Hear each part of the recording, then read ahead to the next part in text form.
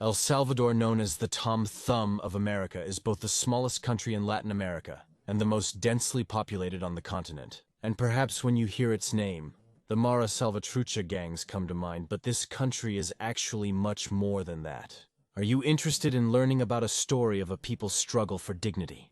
Alright, then stay until the end of the video.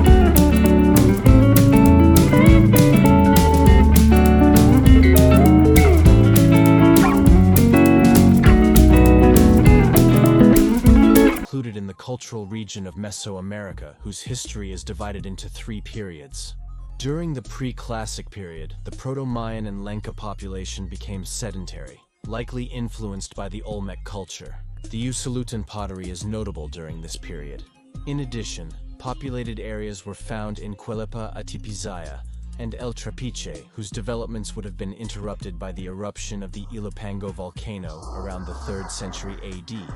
During the Classic period, populations began to establish trade. The area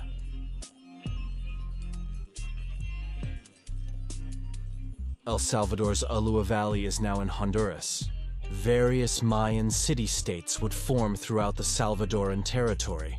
During the late Classic period, three cultural phases are considered. The Payu, related to the Mayan culture, Tamaya, part of the Cotzumalhuapa culture, and Beautiful, centered in Cuelapa. Major archaeological sites developed during this period. Among the main ones are Tazumal, Dirty Face, Cuelapa, and San Andres.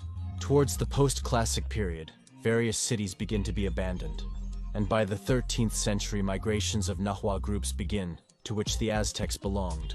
In the early post-Classic period, the Huazapa phase develops, from which the archaeological site of Chihuatan stands out. But probably the most important pre-Columbian Salvadoran state develops during the late post-Classic, with the lordship of Cuscatlan, which came to cover a territory of 10,000 km2, and was organized into 74 tributary provinces called Calpishcayo.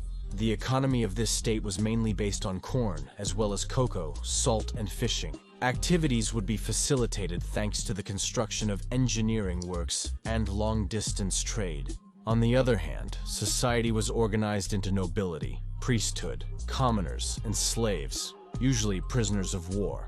Around 1520, a terrible smallpox epidemic, started in present-day Mexico, would have the population. This is the prelude to the conquest of Salvadoran territory. The first Spaniard to arrive would be Andrew Kidd, who named the Gulf of Fonseca. But the conquest of Cuscatlan would occur with the expedition of Pedro de Alvarado, sent by Hernán Cortés after completing the conquest of the Aztecs. During this conquest, the resistance of the hypothetical character of Atlacal stands out. In the following years, the colonizers were establishing various settlements such as San Salvador in 1525, which would be the oldest capital in Central America. By the end of the 1540s, present-day El Salvador was divided into the provinces of San Salvador, El Salvador, and the mayoralty of Sonsonate, both part of the Captaincy General of Guatemala, which in turn was part of the Viceroyalty of New Spain. This period of Spanish rule is seen in more detail in this video. Broadly speaking, El Salvador would go through a period of miscegenation, just like the rest of the territories. The economy was based on the encomienda system, and since this territory lacked much gold and silver, agricultural exploitation prevailed. San Salvador would become a vital territory. El Salvador suffered 3 pirate invasions, the first led by the famous Francis Drake. Towards the last decades of the 18th century, various rebellions in the region began to erupt. The independence of the United States, the French Revolution, and the progressive increases in taxes from the Harmonic reforms to the war investment during the Napoleonic Wars are the causes of the imminent wars of independence in Latin America. In the case of El Salvador, the territory of San Salvador became a territory of life. In El Salvador, the uprising of November 5, 1811 in San Salvador, led by the priest José Matías Delgado and Manuel José de Arce, stands out. And in January 1814, also in San Salvador, where most of the independence leaders were arrested. Even Santiago José Celis would be assassinated. In June 1821, New Spain formalizes its independence under the Mexican Empire of Agustín de Iturbide. In September, 1,821 representatives of the Central American provinces sign a Declaration of Independence, with which the Captaincy of Guatemala declares its independence, choosing to join the nascent Mexican Empire. With the overthrow of Iturbide in 1823 and the fall of the ephemeral empire, the Guatemalan junta declared independence, constituting the United Provinces of the center of the Empire of America. The mayoralty of Sonsonate and the intendancy of San Salvador unite in the state of El Salvador. The following year, the nascent country becomes the Federal Republic of Central America, with Salvadoran independence hero Manuel José de Arce as its first president. Arce would end up allying with the conservatives, represented by the oligarchies and the church, which would trigger the civil war in which the liberals led by Francisco Morazán managed to defeat the federal troops and overthrow Arce, taking power. However, Morazán would also be overthrown in 1839, being welcomed in El Salvador as supreme leader. Logically, the conservatives would expel him in the face of the threat that he might rise again, and in the face of this instability, the provinces of Central America would join the Civil War. Central American provinces start declaring independence. In the case of El Salvador, it proclaims it on February 2, 1841. Days later, the first constitution as a sovereign and independent state is issued. The first decades of independent El Salvador were characterized by strong instability due to the rivalry between liberals seeking trade, liberalization, secularism, and Central American Union, and conservatives. El Salvador was declared on February 2, 1841, with its first constitution preserving many colonial institutions established soon after. Both factions were organized around caudillo leaderships. The Salvadoran liberals had figures like Gerardo Barrios, while the conservatives had Francis Malespin and Francisco Duenas. The latter benefited after the liberal defeat during the Battle of La Arada, beginning the conservative hegemony interrupted by the Barrios government. In 1858 and resumed by the conservatives with Francisco Duenas 4 years later.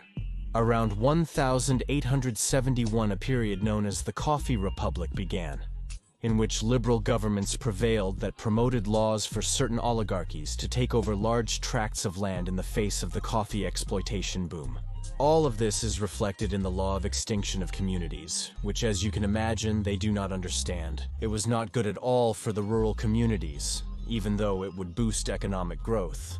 This period was consolidated around 1898 with the rise to power of Thomas Regalado, with whom, in addition to sealing a degree of political stability, the coffee economic elite would govern the country until 1931. Another notable president during this period was Manuel Enrique Araujo, who created the National Guard in the face of in 1931. President Arthur Araujo of the Republic was the sole president assassinated during his term for unclear reasons. The last president of this period, Arthur Araujo, faced an economic crisis due to the fall in coffee prices, which led to his overthrow by a military junta that marked the beginning of a period of authoritarianism, where various military governments succeeded each other. During this period, the rise of the Communist Party stands out. The Salvadoran Communist Party, which would participate in the popular insurrection of 1932, which was repressed by the dictatorship of Maximiliano Hernández Martínez, resulting in a number of civilian casualties between 10,000 and 30,000 dead. This insurrection, seen by some as a sign of indigenous resistance that began in the time of Anastasio Aquino, meant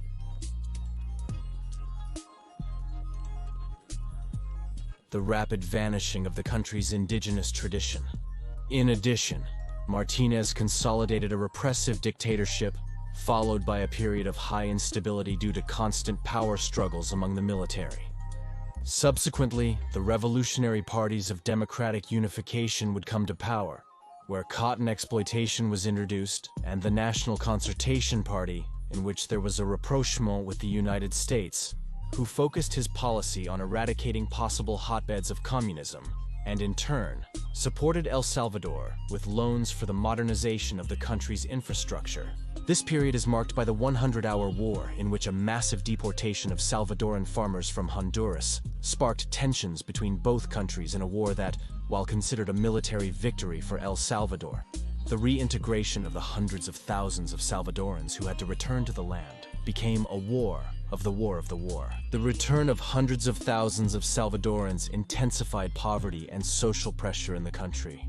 This pressure would be one of the causes of the outbreak of a bloody civil war, in which a revolutionary left-wing coalition takes up arms against the oligarchic government, repression, and social inequality. This coincides with the overthrow of the last ruler of the military period, Charles Humberto Romero, marking the beginning of the period of civilian governments. During this war, considered part of the Cold War, which resulted in the death of about 75,000 people and 1 million displaced, the assassination of Archbishop Oscar Arnulfo Romero stands out, who became a symbol of the struggle for human rights in El Salvador. This resentment of the Salvadoran people was reflected in the creation of criminal organizations like the Mara Salvatrucha in response to discrimination against Salvadoran migrants in this country. They also did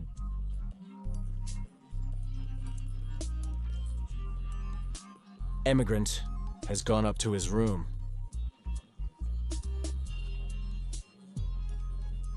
Residents.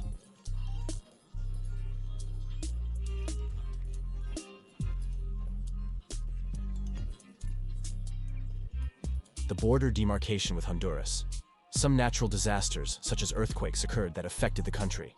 And by 2009, the first left-wing government, with Mauricio Funes of the Farabundo, Marti National Liberation Front, came into the scene. Unfortunately, the country has not yet achieved social stability, and crime levels have come to challenge the government itself. Because of this, many Salvadorans became part of the immigrant caravans to the United States in search of a better quality of life. And in the face of the failure of the two-party system of the last 30 years, to improve the living conditions of Salvadorans, a new centrist party comes to power in 2019. It wins under the leadership of Nayib Bukele, the current president of El Salvador. And what do you think? Do you think Bukele is the right candidate to give the Salvadoran people the dignified life they have fought for throughout their history? Don't forget to leave your comment. And if you liked this video, support me with a like and subscribe to my channel. And if you're interested in supporting this project, any donation on Patreon is welcome. See you next time.